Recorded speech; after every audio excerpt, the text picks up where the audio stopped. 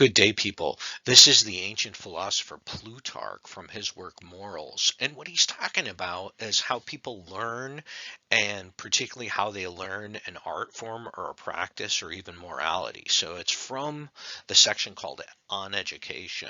And I think it's very good for a discussion about the artful practice of public speaking. So here's what he says. He says, to speak generally, what we are wont to say about the arts, or kind of what we prefer to say about the arts and sciences, is also true of moral excellence. For to its perfect development, three things must meet together: natural ability, theory, and practice. Right? That's very important. That's a test question. So for the perfect development of an art or a science or moral excellence, what three things have to meet together? Natural ability, that's kind of like who we are, our God-given talents. Theory, that is education, really. And practice is when you perform habitually something over and over and over again to make it better.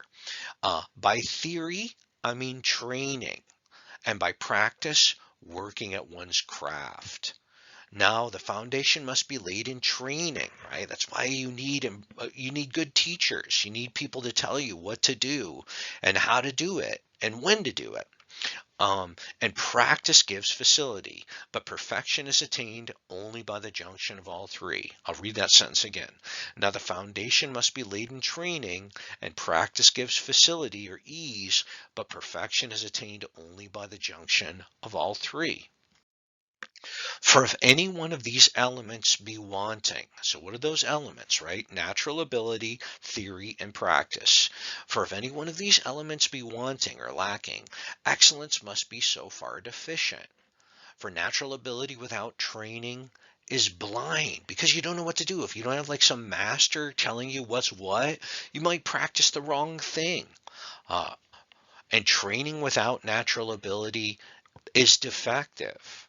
And practice without both natural ability and training is imperfect.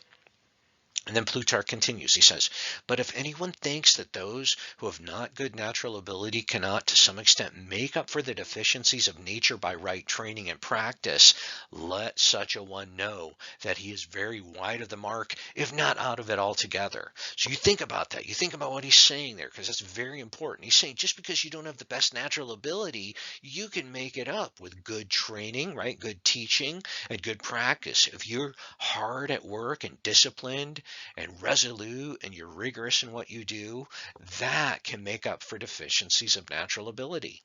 Uh, and then he continues, he says, for good natural parts are impaired by sloth, right? Or laziness. Even if you're well equipped naturally, if you're lazy, it all goes bad.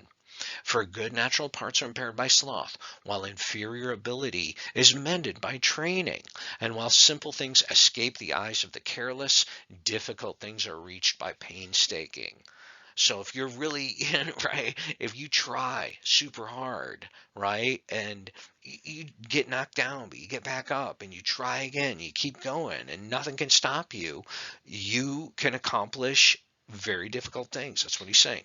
And then the last sentence of this paragraph is the wonderful efficacy or kind of effectiveness, right? Or the upshot or the outcomes, the wonderful efficacy and power of long and continuous labor you may see indeed every day in the world around you.